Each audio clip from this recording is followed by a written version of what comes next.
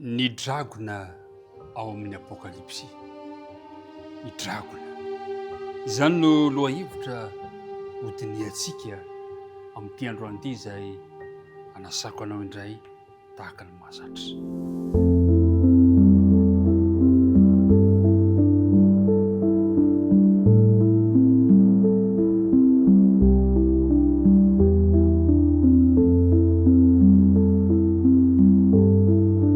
Faly miarabantsika rehetra tafahoana somatsara indray amin'izao maraina izao. Rehefa namakivaky ny alina mangina ka nomen'Andriamanitra hery sy fahasalamana ary nofoaziny, dia tafahoana somatsara indray isika dia miarabantsika rehetra tafahoana somatsara amin'ity maraina ity, ary tononona mandrakariva ho anao aniny fiadanan'ny Tompo ho anao sy ny ankohonanao. Iaraka hivavaka isika mialoha ny andinitsika izao lohahevitra izao. Jehovah tsara indrindra izay any an-danitro, tsara ianao amin'ny fotoana rehetra, ary tsara ianao to amin'ny fitantanana ny fiainanay, ka dia misaotra anao indrindra izahay. Matsapa nefa izahay fa tsy mendrika mpanompo tsy mahasoa akory, koa mangataka Tompo mba hamela ny elokay ianao ary hanadio anay ho afaka amin'ny tsy fahamarinana rehetra. Koa ankehitriny ary dia mangataka indray izahay, raha andinika ny teninao dia mba harotsay aty am-ponay ny fanena masina, ampianatra anay, hitari-dalanay, ary hanazava sy hametraka ny teny eo am-pon'ny tsirairay avy. Dia mehita izo ampiara-midinika amiko izao, noho ny amin'ny anaran'i Jesosy. Amen. Re mpiara-midinika namana isany, misaotra mandrakariva amin'ny fanaranao tsy tapaka ity fandarana ity. Ary androany indray isika dia andinika ny lohahevitra manao hoe ny dragona ao amin'ny apokalipsy. Fantatsika tsara fa ny bokin'ny apokalipsy dia fahitana anankiray nomen'Andriamanitra ny apôstôly Jaona tamin'ny nosy Patmo, rehefa natao sezitany izy noho ny fanarahiny an'Andriamanitra. Ary voafitona amin'ny bokin'ny apokalipsy ny fomba fijery momba ny mpanapaka eny amin'ny rivotra eo amin'ny atin'ilay fifanandrinana lehibe manerana izao tontolo izao, izay anehoana ny devoly ho ilay dragona izay manohitra an'Andriamanitra sy mamitaka izao tontolo izao. Ao amin'ny apokalipsy toko 12 ka ny 17 no ahitantsika izany hoe, izao ny voalazany teny: ary nazera ilay dragona, dia ilay mena rana ela izay atao hoe devoly sy Satana, izay mamitaka izao tontolo izao, dia nazera tamin'ny tany izy, ary ny anjeliny koa niaraka nazera taminy. Re mpiara-midinika namana, miresaka momba ny hoe dragona isika. Iza moa le hoe dragona? Dragona dia voalaza teo fa Satana izany. Tsy hoe miady amin'Andriamanitra sy ny mpanompo fotsiny ilay dragona na Satana, fa tena aseho ho toy ny hoe mpanapaka ao ambadiky ny fanjakana eto an-tany izy, ka manenjika ny vahoaka an'Andriamanitra manerana ny tantara iray manontolo. Ilay dragona zany dia tiako ny laza aminao fa Satana. Inona ny zavatra nitranga eo amin'ny apokalipsy toko 17 dia zao no voalaza le teny eo amin'ny 12: ary ny bibidia izay efa hitako dia tahaka ny leoparda, ary ny tongony tahaka ny vavany tahaka ny bera, ary ny vavany tahaka ny vavan'ny liona, ary ilay dragona nanome azy ny heriny sy ny seza fiandrianany ary fahefana lehibe. Nomen'ilay dragona n'ilay bibidia avy amin'ny ranomasina ny heriny sy ny seza fiandrianany ary ny fahefana lehibe.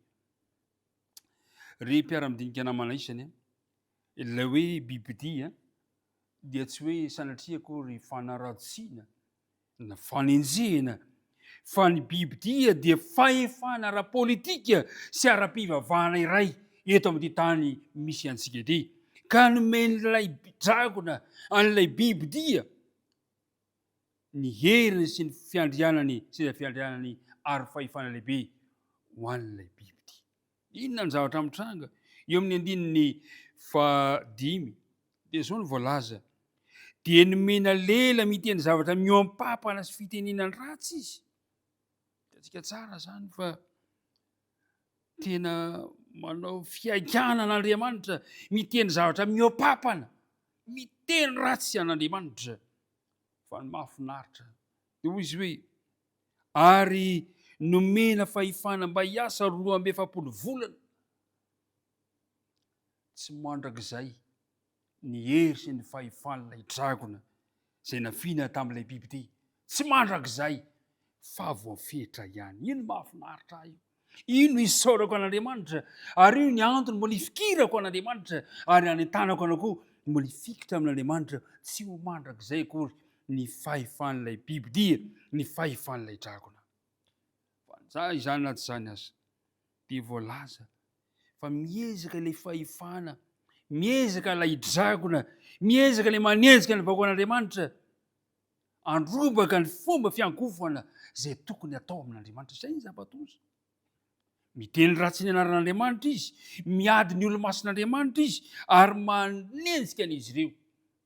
Manao ny fomba rehetra ialan'ny olona, ialan'ny vahoan'Andriamanitra ny fiankofana tena izy amin'Andriamanitra. Fa ny mahafinaritra dia izao.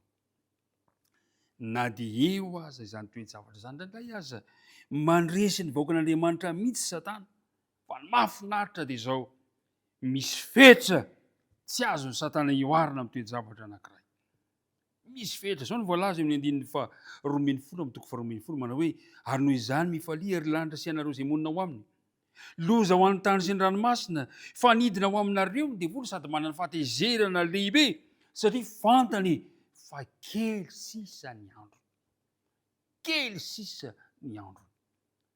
Fa Andriamanitra kosa manomana mandrak'izay ho an'izay mitehitra sy mazoky azy.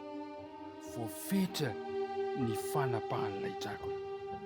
Na dia atao hoe manjakazaka azy, na dia atao hoe manana ny heriny, na dia atao hoe samy miteny ratsy an'Andriamanitra aza Satana, dia tiako ny ampahery antsika mpiara-midinika namana. Voafetra izany. Andeha ary isika entehitra amin'ilay tsy voafetra, ilay mitondra antsika makany amin'ny fandresena, dia tsy iza zany fa Andriamanitra. Ao amin'ny Apokalipsy 20:20 dia milaza ny tenin'Andriamanitra manao hoe ho fafany ny ranomaso rehetra amin'ny masony. Nandatsaka ranomaso antsika mandritra fotoana ela ilay dragona. Tsy hisy fahafatesana intsony, napiditra fahafatesana teto amin'ity tany ity ilay dragona. Fa amin'izay fotoana izay tsy hisy fahafatesana, tsy misy alahelo na fitarainana na fanentainana fa efa lasa ny zavatra. Mpiara-midinika namana, dia ampahery anao androany. Na dia mafy aza ny toe-javatra, na dia mafy aza ny fisedrana, voafetra izany. Hoy ny mpanoratra tononkalo anankiray manao hoe aza kivy fa mandalo izany fa ny fiainana tsy androany ihany.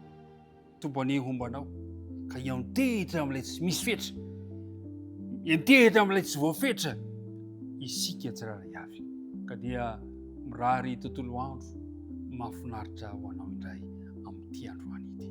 Hivavaka isika.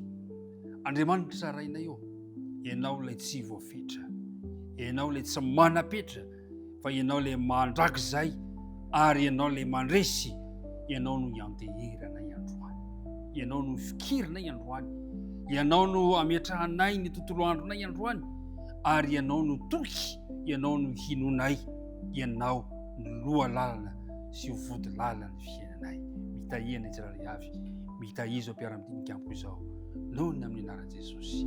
Amen.